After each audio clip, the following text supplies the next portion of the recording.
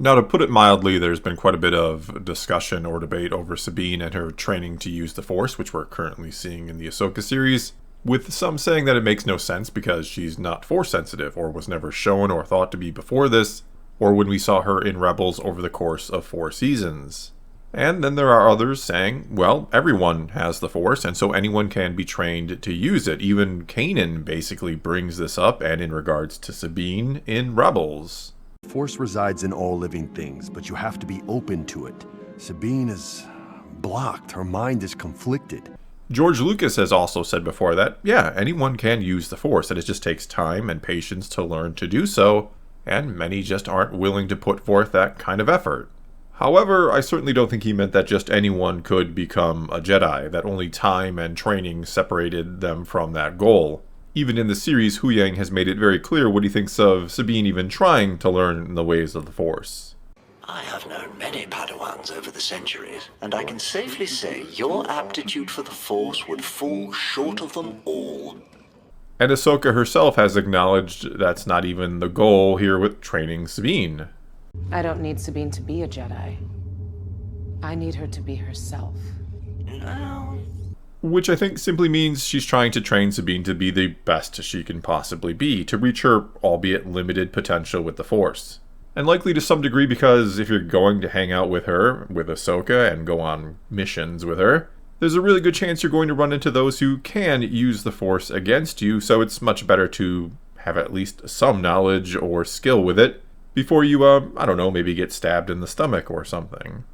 Basically here, I think one's level of potential with the Force is something that has limits, of course. And that Jedi level of potential is an exceedingly rare thing in the galaxy, one the Jedi used to have a test for even. That being the midichlorian test, which more or less, it seems, measures just how strong your connection to the Force is, or what your raw potential with it is. To put it bluntly, it measures if you're even worth attempting to train to be a full-on Jedi or not.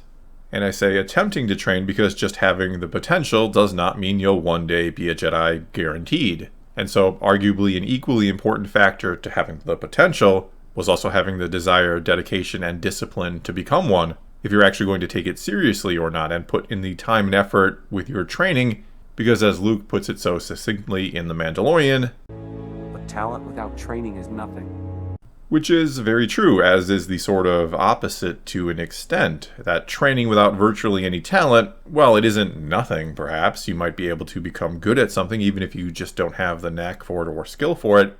But if you don't have the potential to be a Jedi, no amount of training will ever change that. You can't make up for the missing talent through training. And maybe the best way to think of it is, or the best analogy to use, and I do love my analogies, is to say that anyone can be taught or trained to play basketball. But not everyone, or even close to it, can play in the NBA. No matter how much you may practice, it just might never ever be in the cards for you. Some out there, the vast majority of people, could train or practice every single day from essentially birth on to play basketball, and they still would never make the NBA. They may get pretty good at the game, don't get me wrong, and better than most people, and especially better than those who have never trained or practiced at all. But they're never going to become that good. It's just beyond their physical potential. But then there are others who are born with the gift, shall we say. They may even randomly pick it up at some point in their youth and not even take it all that seriously until maybe high school, if even then. And they'll still end up dominating at that level, and then they'll make it to the NBA with relative ease. But to truly become one of the greatest of all time, that'll require you to finally put in the practice and training to become one of the best ever. In other words, Michael Jordan would not have become Michael Jordan without a lot of training and practice, even though he had it from the very start, or was always destined, you could almost say, to play basketball and be one of the greatest ever.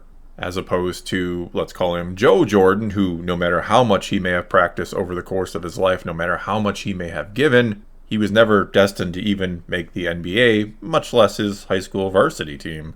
And so, going along with all this, speaking of the gift, what I think Force sensitivity actually is, well, it's that gift. It's that special connection to the Force that goes way beyond the ordinary one most people have. It's the Force's way of saying you've got the it factor by loading up your cells with midichlorians so that, as Qui-Gon says, you can hear its will. And though I think I'm perhaps wrong, or wrong when you consider what the Mandalorian implies about M counts and Gideon potentially making Force-sensitive clones of himself, but I've always believed or wanted to believe it's more so that midichlorians are attracted to Force potential, not so much that they're what is in some way granting it. Anyway, again, Force sensitivity just means you naturally have the it factor, and you can also probably tap into the Force on some level before any training whatsoever, or even being aware you have it. It's like being pretty good at basketball the very first time you set foot on a court, or Anakin being great at pod racing, or Luke bullseyeing womp rats and being a great pilot, for example. There are just some who are, again, born with it and are going to naturally be better than everyone else, as long as they put in that time and training. They have the potential to become great with the Force, but they still need to put in the effort. After all, one of the things Star Wars does try to teach us is that hard work and discipline has a way of paying off, and that things tend to go wrong when you take shortcuts or you opt for the quick and easy path, that it can lead to the dark side even. And so when it comes to Sabine and her training, and despite some very much not liking it, which I do get, I'm not a huge fan of it either because I felt like Sabine was already a pretty well-rounded character with plenty of accomplishments. Anyway, what the Ahsoka series is doing with Sabine is almost preaching one of the core messages of Star Wars, that anything is possible if you believe in yourself and you put in the work. Which, yeah, all brings us to these sequels and how they didn't exactly convey that message with how quickly and easily Rey learns how to use the Force. So quickly, in fact, that according to the novelization, she just downloaded Kylo's training that it became her own, it says. And this happened when Kylo tried to mind probe her in The Force Awakens.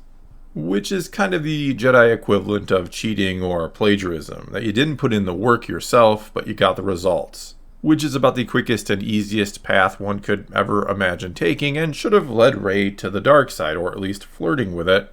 But of course it really didn't, though yeah, they did try to tease it a bit in The Rise of Skywalker. But they did it in an asinine way by implying her being a Palpatine might just make her evil because, instead of the whole quick power thing, which would have been better and made more sense and been more interesting. But I digress, and that wasn't even the only example of not understanding how the Force works when Broom Boy did what he did, pulling that broom to him at the end of The Last Jedi. That kind of goes beyond what we normally see out of the untrained. Assuming he is untrained, who knows, I suppose.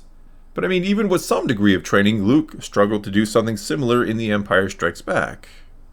But then again, part of the point of that scene, part of the point of Broom Boy, as well as part of the point of Rey's story in that movie when she was made a nobody in The Last Jedi, it was to say that anyone can be a Jedi. And they seemed quite proud of the fact that they were making that point.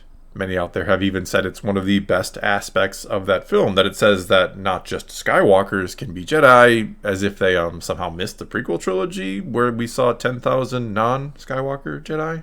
But anyway, my point here is that as long as Sabine doesn't end up becoming an actual powerful with the Force type Jedi, this is something that does make sense in terms of something that's possible given all we know or have been told about how Star Wars or how the Force works. And in a way, it kind of flies in the face of the sequel trilogy and pokes holes in virtually everything about it or the messages from it. My personal only issue with it is, as I was saying before, Sabine's already talented enough without the Force, and I kind of like it that way. I think it's always okay to show, or encouraged to show, that people can be very capable and talented without any sort of Force connection in Star Wars. And considering by like the age of 17 she'd created a super weapon for the Empire against her own people, that she'd spent time at the Imperial Academy and had been a bounty hunter as well as an impressive artist, I just don't know that partial Jedi needed to be added to her resume, a resume that rivals even that of Tony Stark at this point. Genius, billionaire, playboy, philanthropist.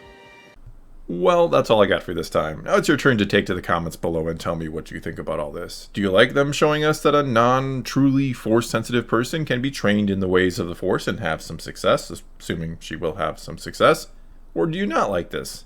And what do you think about what they're doing with Sabine overall? Are you a fan, or are you just, again, not liking this? Whatever the case may be, leave your comments below and let's talk some Star Wars. And until next time, thanks for watching.